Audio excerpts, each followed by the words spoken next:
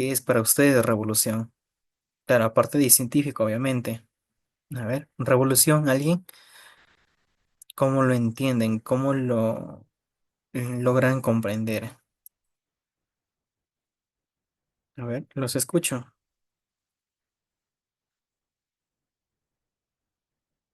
Lucero, ahí Yomaira, Dulce.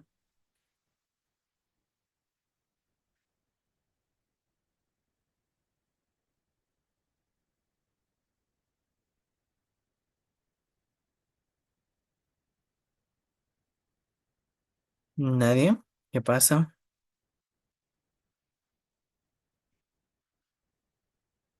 Da a entender como un cambio. Un cambio, ya. ¿Alguien más? Aparte de Yomaira. Lucero, o Dulce, Anderson. Bueno, estamos cuatro nada más en la sala. Me imagino que irán ingresando ya. ¿Qué entendían por revolución? Nada más, revolución. ¿Qué entenderían por revolución?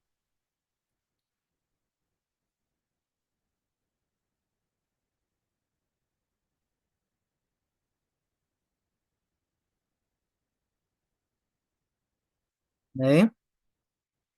Bueno, para darles un punto de vista, la revolución es un cambio, me dijo Yomaira. Eh, en ese sentido, el cambio de la parte de la revolución se da un cambio tanto, a ver quién escribió, una evolución o innovación, no sé, ¿no? Ya, sí, una innovación, evolución casi no mucho, pero una innovación también va de la mano. En esta parte de la revolución, nada más, políticamente podríamos decir que es un cambio social, cambio político o económico en algunos aspectos. Claro que sí, en esa parte se altera la estructura de una sociedad.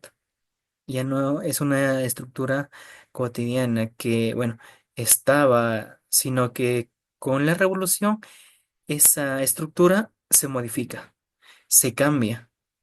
Por lo tanto, en dos aspectos son algunos tres: social, político y económico. Esos tres puntos es lo que, digamos, da una reestructuración a todo el sistema que puede, claro está, la revolución puede ser no un proceso tan de manera apacible o fácil, sino que en algunos casos se da un proceso de violento que puede transformar el sistema de gobierno a la organización social. En eso a veces hay cambios bastante bruscos que afectan la revolución. A veces un poco se lleva a la agresión en ese sentido, cambio que a veces al poder del Estado donde ellos tienen no les favorece o no gustan que haga ese cambio. Tanto pues esa revolución es un cambio para la estructura o de la estructura del poder en sí. Teniendo en cuenta que es una revolución, vamos a dar pase a la revolución científica. O algo que entienden por científico o científico, una revolución científica. ¿Qué entendrían por un científica o científico? A ver, ¿qué podríamos entender? ¿Mm? Estudia la ciencia. ¿Ya? ¿Qué más? Aparte de eso de la ciencia, científica. Científica. ¿Quién más? A ver,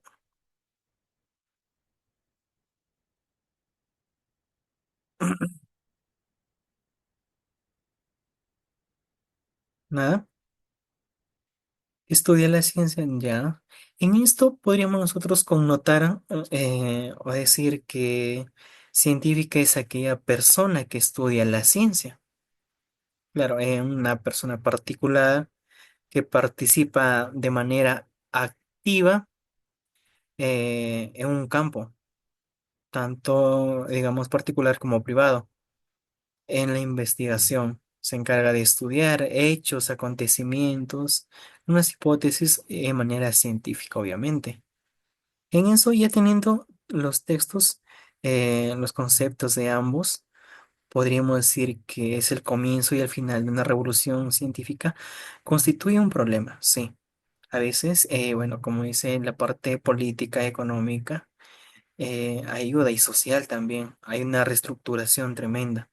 Por lo tanto, la revolución, eh, no todos los, digamos, historiadores o personas que estuvieron concuerdan, digamos, con una fecha exacta, algunos aspectos exactos, sino que debido a que la revolución, más no fue un evento dramático, sino que más bien fue una larga y gradual serie de descubrimientos. Descubres cosas nuevas, cambios en las actitudes relacionadas con el conocimiento. En base a esa parte, eh, pues se comprende un periodo desde el siglo XVI al siglo XVII, la cual cubre en general la mayoría de sucesos y hallazgos pertinentes, obviamente, en esa parte. Eh, bueno, podríamos decir que la revolución científica fue un movimiento que se desarrolló en un nuevo modelo para abordar eh, nuevos conocimientos o adquirir nuevos conocimientos al que se denomina método científico. Que bueno, eso me imagino que lo llevan en ciencia y tecnología, que es la parte del método científico. En esa parte se inicia en Europa. Alrededor de 1500 años se extendió y se empezó a difundir por todo el mundo hasta 1700. En ese transcurso, en ese celoso de difusión, empezamos a nosotros a distinguir, emplear tecnologías como cuáles, el telescopio para observar, medir y comprobar objetos que nunca antes se había visto. Anteriormente, bueno, solo notábamos, nosotros discerníamos las cosas que nosotros observábamos a simple vista. Puede ser una casa, un árbol, un castillo, una obra de arte, etcétera. Pero a través de esa difusión, de esa revolución, de ese proceso, de ese cambio, de esa renovación, empezamos que a distinguir y a emplear tecnologías. Que esas tecnologías nos ayudaron a comprender, observar, medir lo que nosotros nunca anteriormente hemos visto. Gracias a ese desarrollo, podemos comprender que hay procesos, digamos, de las instituciones que están dedicadas netamente al estudio, a fomentar las ciencias, a los científicos que puedan incrementar la cantidad de experimentos que realizaban, que compartían sus ideas, haciéndolos cada vez más y más y más acertados. En el transcurso del tiempo siempre hay un error, siempre hay, como dice, algo bueno y algo malo. Como dice, siempre de los errores se aprende. En este caso, en el transcurso del tiempo siempre hubieron ideas, compartieron ideas, buenas, malas, pero todo ese transcurso de ese tiempo, eh, eh, sus ideas fueron yendo en ascenso, acertaban cada vez más. Por lo tanto, hacia que el final de la revolución,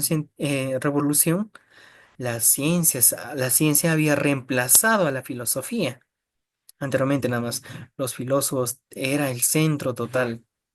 Descartes, Sócrates, Platón y demás son figuras que ellos eran los filósofos. Era un boom en ese tiempo. Pero a través de eso, a través de esas ideas más acertadas, más y más complejas, del compartir de ideas, empezó que a dejar de lado la filosofía. Por lo tanto, dio ingreso la revolución científica, donde la ciencia dejaba de lado o reemplazaba la filosofía como un método principal que se daba en esa época. Con ese removimiento, con ese alejado o con ese reemplazo, se empezó a utilizar el método más principal, que era la obtención de conocimientos frescos, claro, nuevos, recientes, y de empezar a producir mejoras para la condición humana.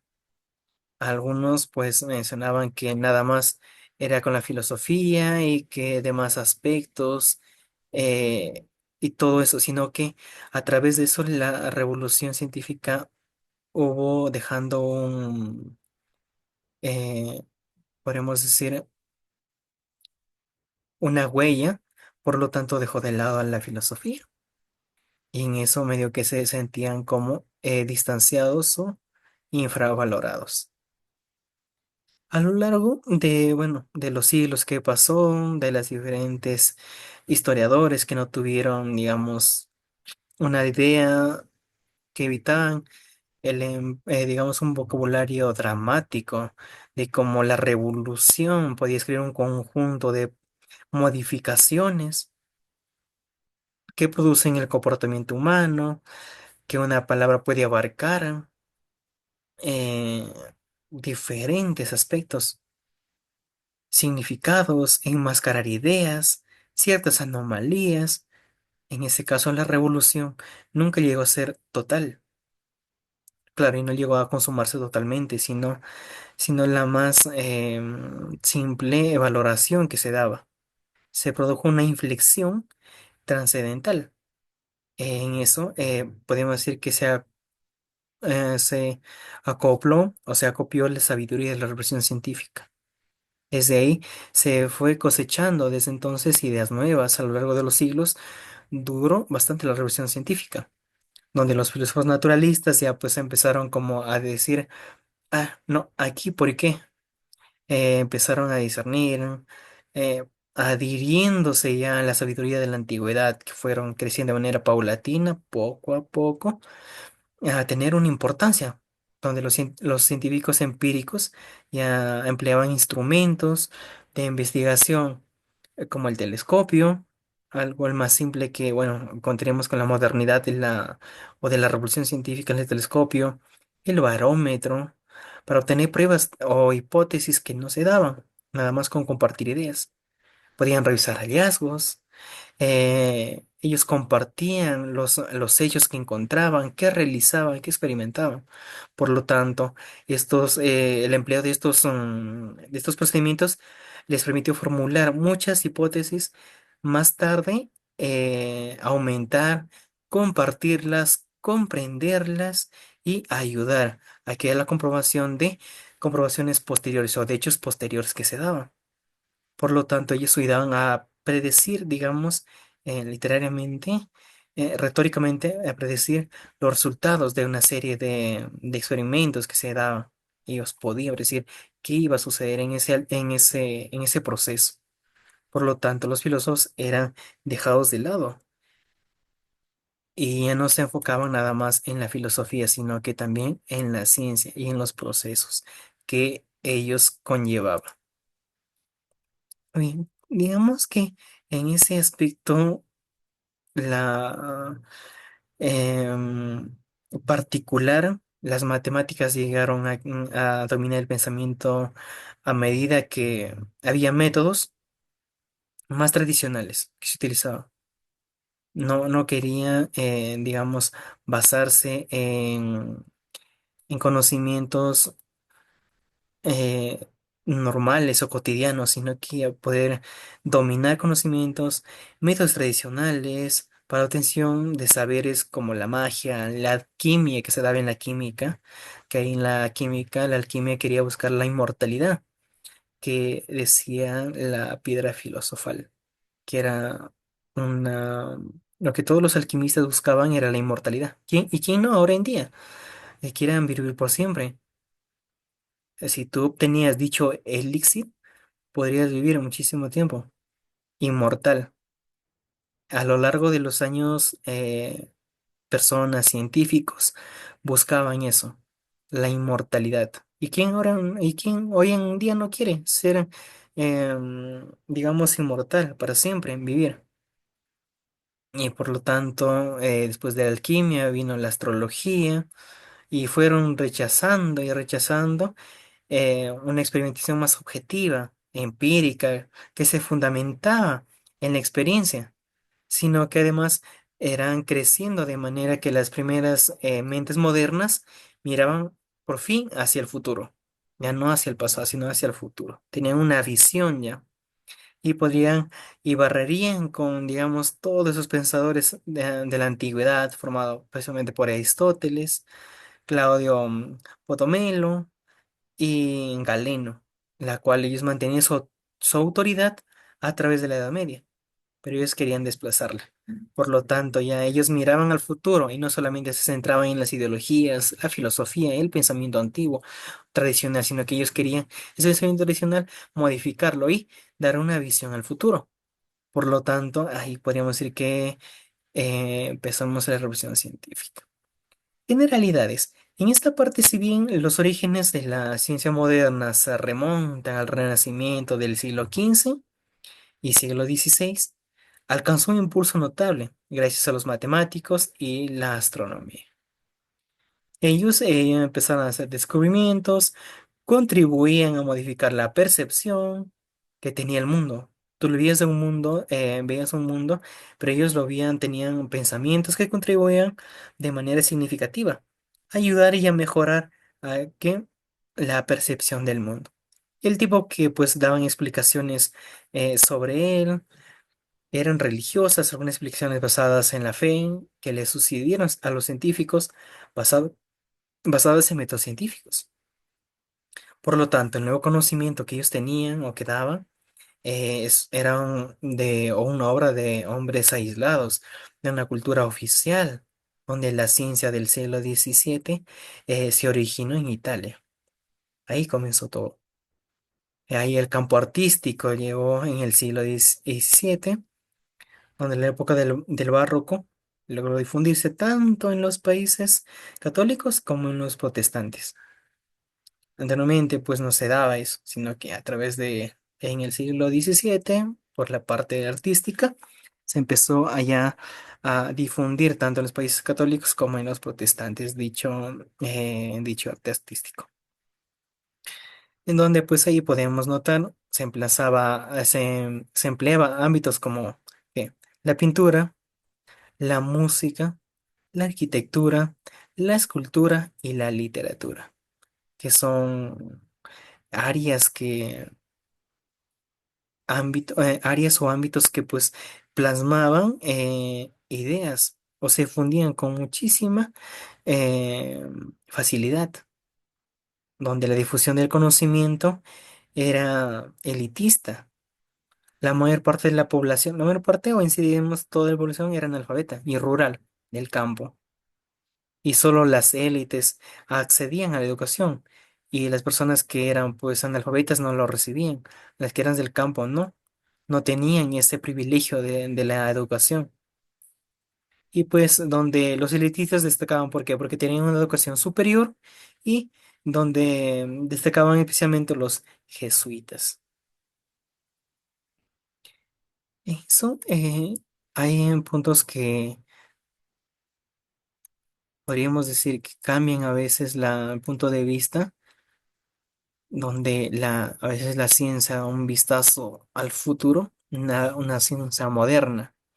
En el siglo XVII, época de grandes inventores, mayores descubrimientos, avances de la ciencia moderna, percepción del mundo, que tienes una percepción del mundo muy, muy, muy avanzada, dirigida al futuro.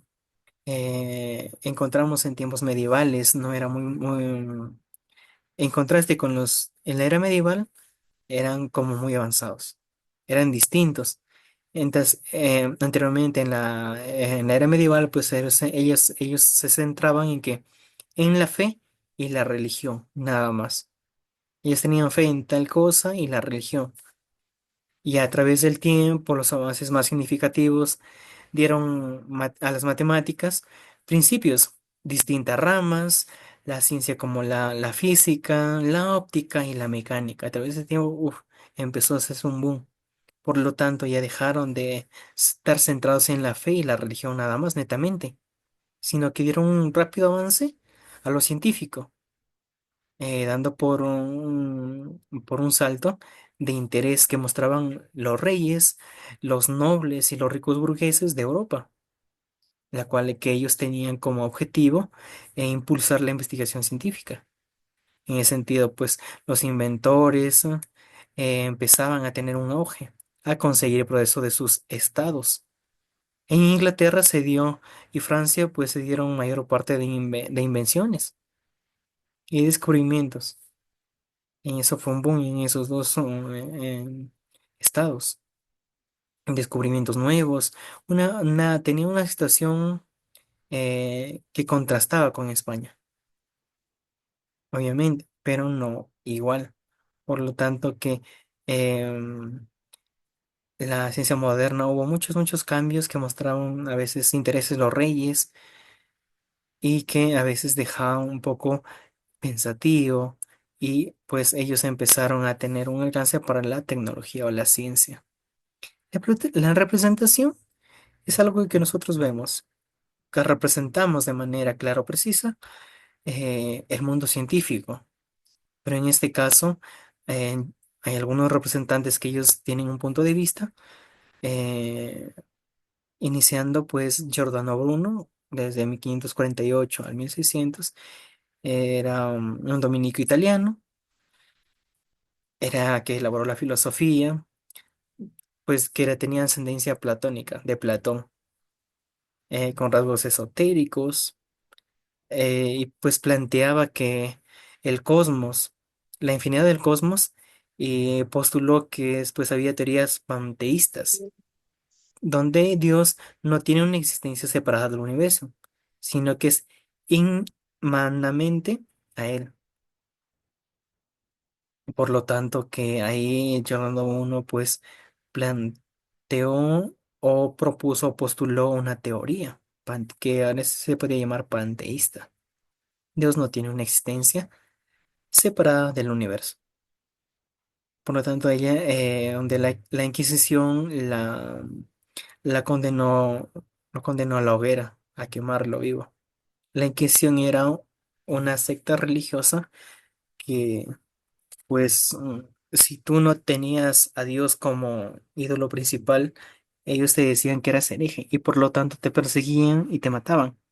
Y en ese tiempo, pues, la Inquisición o la religión estaba muy digamos, sobre todo, la cual regían, podríamos decir, el mundo en esa época. Bastantes personas, tanto hombres como mujeres, murieron. ¿Por qué? Porque ellos tenían teorías, planteaban, digamos, postulados sobre que a veces Dios no existía.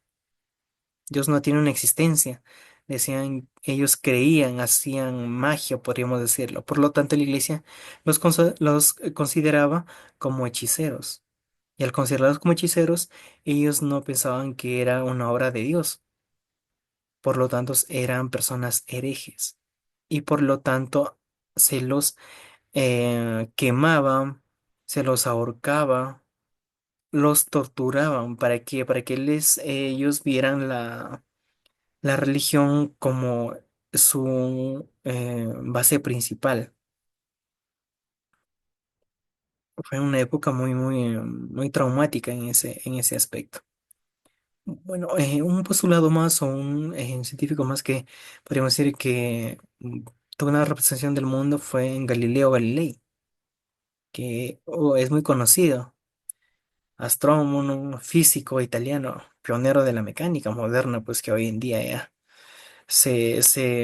él creó el anteojo ocular divergente, que pues ya posteriormente se dio para el telescopio. A través de eso, pues que podríamos decir que esos eran científicos y como en esa etapa la religión no tenía un punto de vista positivo sobre ellos.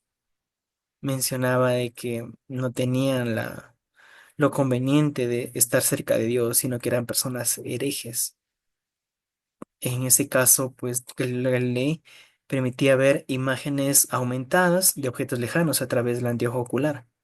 Como un ejemplo claro es el telescopio, que bueno, tú a simple vista puedes ver de acá unas 3 o 4 cuadras, pero con la parte del anteojo ocular ya, o sea, a través del telescopio, con ese procedimiento que se procedió más adelante, podrías ver muchísimo más allá, puedes ver. Por lo tanto, la iglesia no veía con buenos ojos a dichos científicos y los consideraba herejes.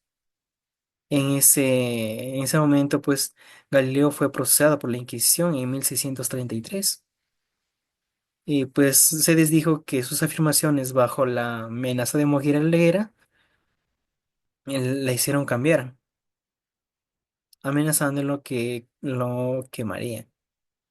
Por lo tanto, bajo las amenazas de morir en la hoguera, él empezó les digo que sus afirmaciones eran incorrectas, bajo las amenazas que le hacían, pues. Y pues, a través de los tiempos, dice una leyenda que el muro es una frase, pur si mueve. En ese caso, pues, de manera común se puede decir que, sin embargo, se mueve, refiriéndose al movimiento de la Tierra en torno al Sol. Bueno, la religión no tenía ese conocimiento y por lo tanto ellos no querían que alguien se subleve, sino que querían tener la autoridad, de la cual quisieron desmentir eso. Antes de morir, pues mencionó dicha frase, Epur si mueve, que se traduce como sin embargo se mueve, refiriéndose pues al movimiento de la Tierra alrededor del Sol. Fue muy trágico en esos aspectos, dichas muertes que asediaron pues la revolución científica de ese tiempo. Y una persona más importante también fue René Descartes, una- un filósofo matemático francés, o bonjour, como dicen, buenos días en francés, principios que él utilizaba, especialmente matemáticos, para el estudio pues, de la naturaleza, medio ambiente. Era su columna vertebral, la cual utilizaba un método, la duda metódica, la cual pues él propuso a que a toda información que provenía de los sentidos para dar paso exclusivamente a la razón. Nuevamente los sentidos como la parte del olfato, la vista, el oído, el gusto y demás, sino que él dio un paso exclusivamente a la razón, al pensamiento que crítico nosotros tenemos. Mediante eso, pues sus principales obras fueron del discurso del método, fue en el año 1637, y Meditaciones Metafísicas en 1641. Mediante eso, pues los creadores se dio de la geometría analítica como un punto, un hecho importante que se dio, donde pues la frase célebre de Descartes fue, pienso, luego existo. Se colaba pues en la razón de encima de los sentimientos.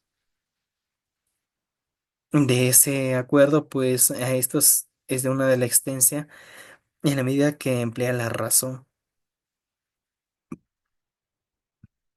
Es una frase bastante célebre de científico, René Descartes, que bueno, se aplica también a veces a la filosofía y dice, pienso, luego existo. En ese sentido, hay bastante, muchísimos más que nos ayudaron a la parte de la revolución científica, aportaron bastantes cosas y pues aparecieron en el camino. Blaise Pascal también, en 1623 al 1662 fue un matemático, filósofo cristiano y escritor francés.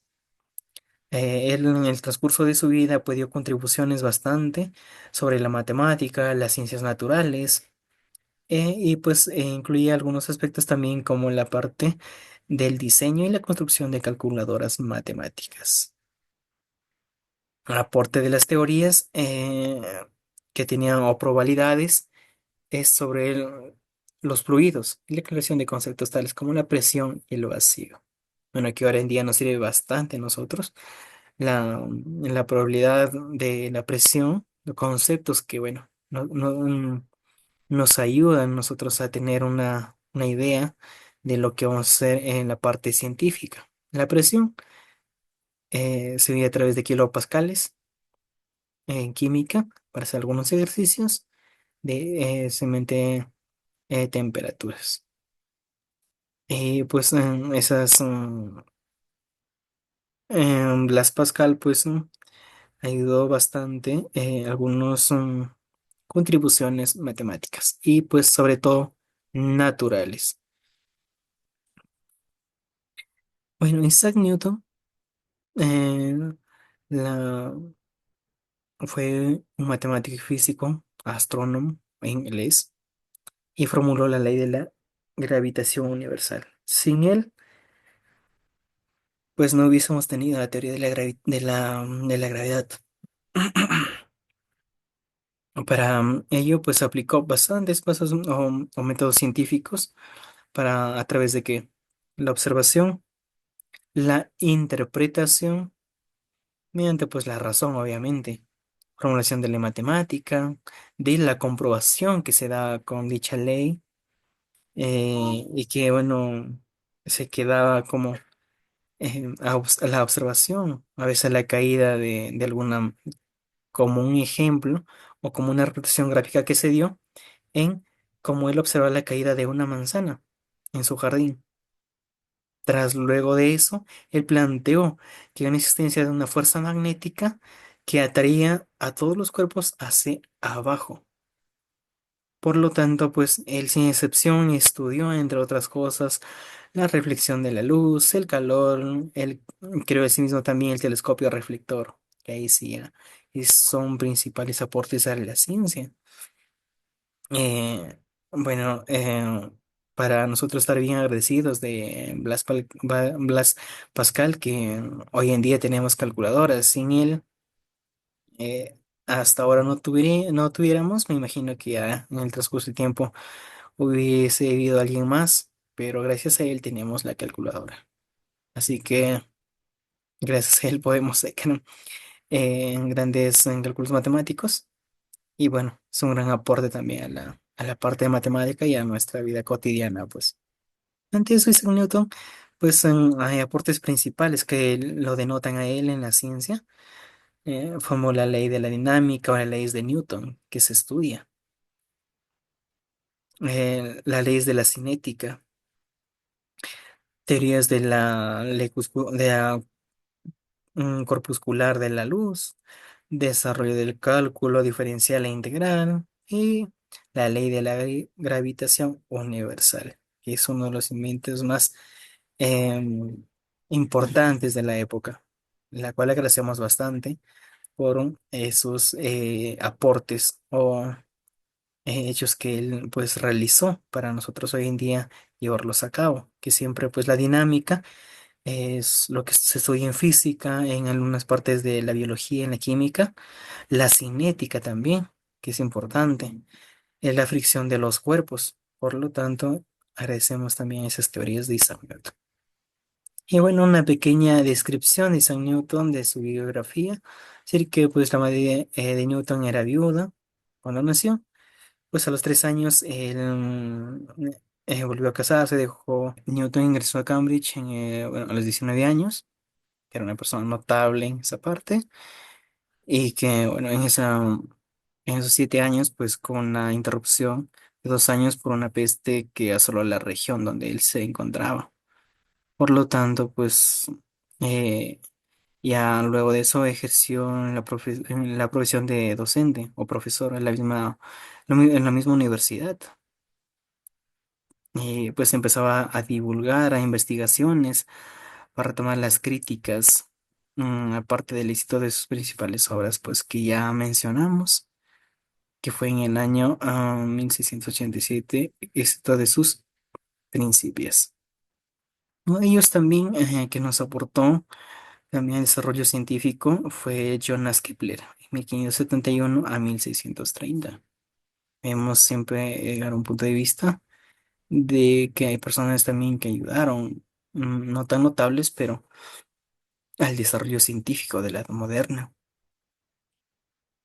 Fundamentalmente conocido por sus leyes sobre el movimiento de los planetas en su órbita alrededor del Sol, y pues también pues era una pequeña colaboración con el científico Tycho Brahe, quien sustituía al matemático imperial Rodolfo II, la cual algunas de sus famosas fueron las tres leyes sobre los movimientos de los planetas, publicados en su libro La astronomía nova en 1609, la cual pues son inventos o aspectos que realzan mm, eh, la ciencia, por esos inventos, aportaciones, la cual nos dejan pues como más de, de poder nosotros fundamentar aquellas teorías, mejorarlas para poder nosotros tener en cuenta de cómo podemos nosotros ser parte importante de la ciencia y también de la revolución que se dio en esa época, de cómo los pensamientos de ciertos científicos ayudaron a algunos aportes que hoy en día no son de mucha utilidad. Y bueno, algunos inventos más y avances: Galileo Galilei, anteojo ocular divergente; Giovanni Branca, diseño de la turbina de vapor; Blas Pascal, máquina de sumar, calculadora; Van Leeuwenhoek, el microscopio, que es a simple vista una de lupas nomás; y de Huggins, el primer reloj de péndulo.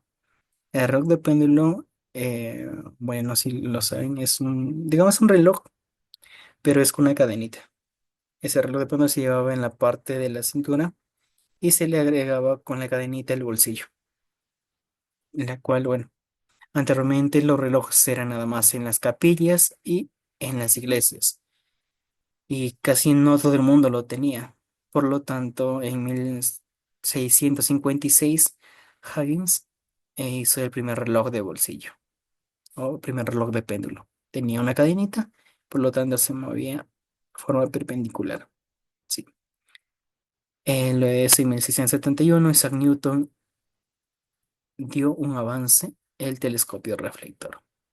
Y finalizando, Torricelli, el barómetro, que eso se utiliza para medir la temperatura en la biología, bueno, especialmente pues en las temperaturas, pues se utiliza en la ciencia y tecnología. Bueno, la línea de tiempo que es importante para poder enmarcar los puntos más resaltantes de la historia de la revolución científica, claro está. Y bueno, algunos aspectos que llevaron a dicha revolución también. Revueltas de Portugal y Cataluña, que se dieron en 1640. En 1642, 2 años después, se dio la revolución en Inglaterra. 6 años después, la rebelión de la Fronde en Francia. Hasta unos 4 años adelante, en un año menos, la revolución de Sicilia en Nápoles. Y la revolución ucraniana se dio en 1648. Son 5 aspectos que, bueno, algunos hechos importantes que se dieron en la época, desde el 1640, en ese lapso de 8 años. eh, ocho, ocho de 8 a 12 años. En ese lapso de tiempo se dieron bastantes revueltas y rebeliones en distintos países. Y bueno, continuando, para no perder la hilación, vayamos a la actividad de aplicación. Acá sí, vamos a participar. Muy bien, actividad de aplicación. Astrónomo y filósofo italiano pionero de la mecánica moderna, mm, creó el anteojo ocular divergente. Nos referimos a, hace un momentito lo dije. ¿Quién fue? La E, profe, Galileo Galilei. Muy bien. A ver, ¿alguien más?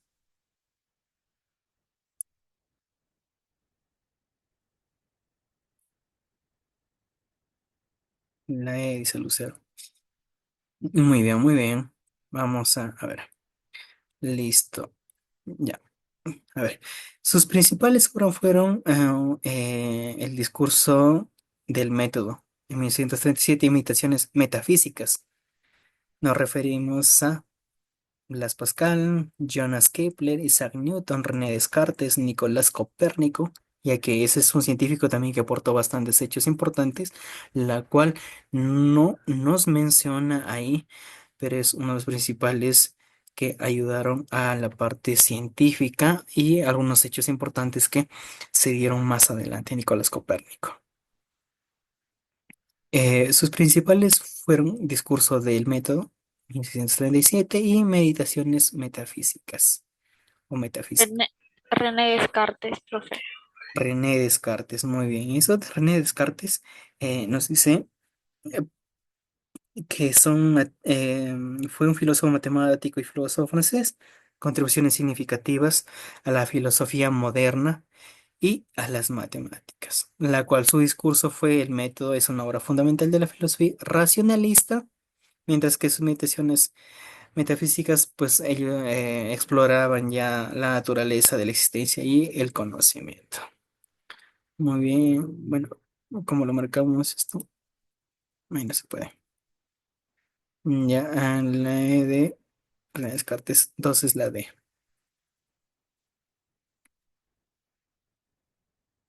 A ver, tal vez se pueda. Sí. Uy.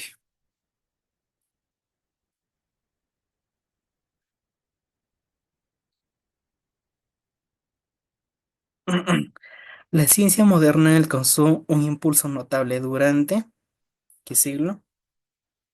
La D, dice Lucero. ¿Dónde está? La D, profe. Siglo XVII. Sí, ahí nos menciona que ya en el siglo XVII, siglo XVI, XVII ya tomaron un impulso, la edad moderna alcanzó ya la ciencia, ya a través de qué, la revolución científica. En el ámbito artístico, en el siglo XVII, ha sido la época del Renacimiento, Neoclásico, La Cubismo, época del barroco. del Barroco, muy bien, si ahí no nos dice, la época del Barroco se dio en el siglo XVII. En el ámbito artístico, obviamente, no científico, sino artístico. La frase célebre de Descartes, ¿cuál sería? Coloca la razón por encima de los sentimientos. Por eso piensen, ¿cuál sería? Ah, dice C, dice Lucero. Muy bien, Lucero. Pienso, luego existo. Sí, por eso tomen en cuenta, hijas, esto. Coloquen la razón por encima de los sentimientos. Dice 6. Y se dieron la mayor parte de invenciones y descubrimientos en el siglo. ¿En cuál fue?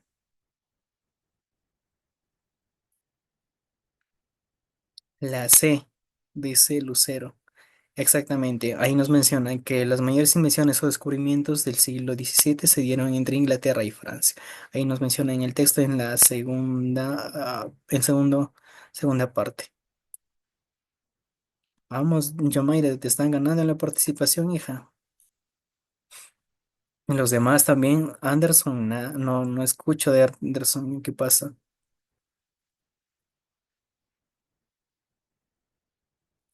Solo hay unos cuantos que están participando, no sé qué pasa con los demás. Muy bien. Fue colaborador del científico eh, Tycho Brahe, aquí en su estudio matemático imperial Rodolfo II. ¿Quién fue eso? Nos lo dijo el texto.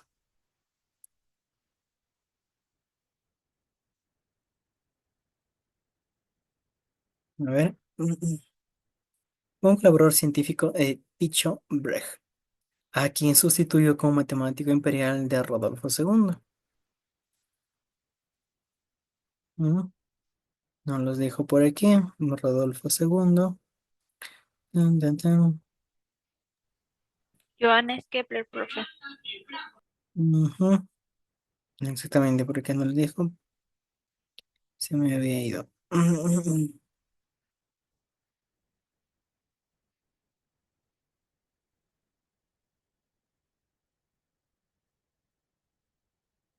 ver si es correcto.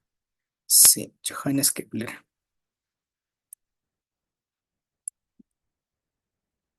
Muy bien, Yomaira. Da origen a de origen inglés, formuló la ley de la gravitación universal. Esa ya la sabemos, ¿ya? ¿Cuál es? La B, Isaac Newton. Exactamente. Él dio la ley de la gravitación universal. ¿A través de qué? Viendo caer una manzana en su jardín, donde él vio que como la gravedad atraía los cuerpos hacia abajo. ¿Cuál de los siguientes enunciados es correcto? Bruno fue condenado a la hoguera por la Santa Inquisición. ¿Verdad o mentira? ¿Cuáles serán correctas? Ya lo veremos. La primera es correcta, profe. Ya, uno. Entonces, porque ya vemos que hay uno, entonces descartamos. La primera, descartada. La D, descartada. Y la E, descartada. Nos quedamos solo con la B y la C. Segundo punto, dice, René Descartes fue uno de los creadores de la geometría analítica. ¿Es verdad o mentira?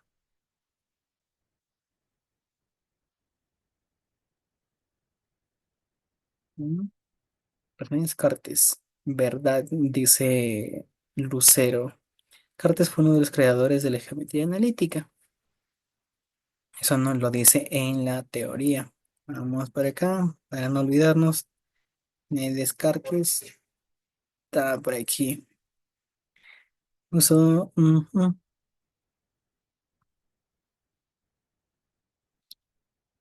ujú. Dice los creadores de la geometría analítica, seguramente. Creo que. Ujú, ujú. Exactamente, verdad. Vamos por la tercera. Blas Pascal destacó en el diseño de la calculadora matemática. Claro que sí, porque si no, no tuviéramos una calculadora hoy en día. Bueno, es una calculadora no tan moderna, pero es el que dio el paso a la, ya, digamos, al conocimiento ya. La tres es verdad o mentira. ¿Qué me dicen? ¿Mm? Verdad, muy bien, exactamente. Y una de las obras más importantes de Kepler fue la astronomía nova. Kepler. Creo que sí, creo que no. Podría ser. A ver, verdad. Sí, en el año 1609 Kepler fue, nos dice aquí, fue la parte de que pues la astronomía nova fue en el año 1609 su obra litúrgica, podríamos decirla. A Isaac Newton se le atribuye la frase, sin embargo se mueve, a referencia al movimiento de la Tierra en torno al Sol. A ver qué dicen. Isaac Newton.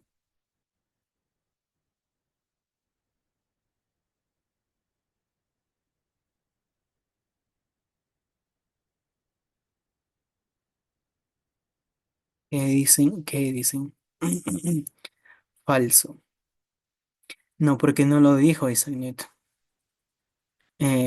Ahí no fue esa parte, sí, porque él atribuyó la parte de la gravedad y no el movimiento de la Tierra en torno al Sol.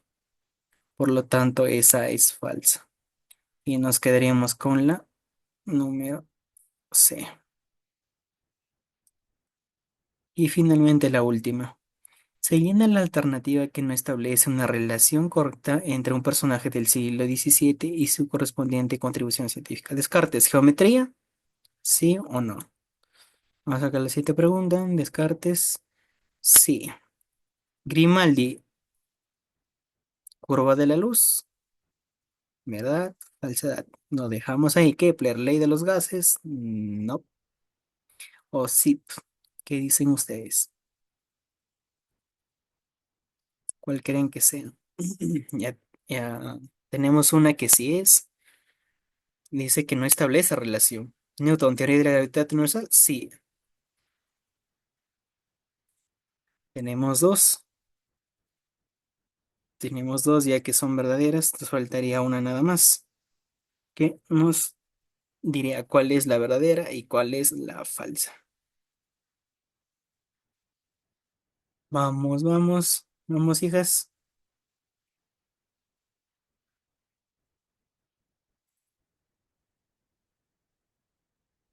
Grimaldi, curva de la luz, exactamente. Nefer, la de logaritmos, sí. Y Kepler, ley de los gases, no. En eso, pues no se da la de ley de los gases con el ejemplo. Y en eso, pues diríamos que Descartes hizo la contribución significativa a la geometría analítica, Grimaldi hizo experimentos sobre diferencia de la luz, y pues Nepri inventó los logaritmos y Newton formuló la teoría gravitacional universal. Y pues la incorrecta sería la C, Kepler, ley de los gases, la cual él no dio, no tiene relación, sino que Kepler es conocido por el movimiento planetario.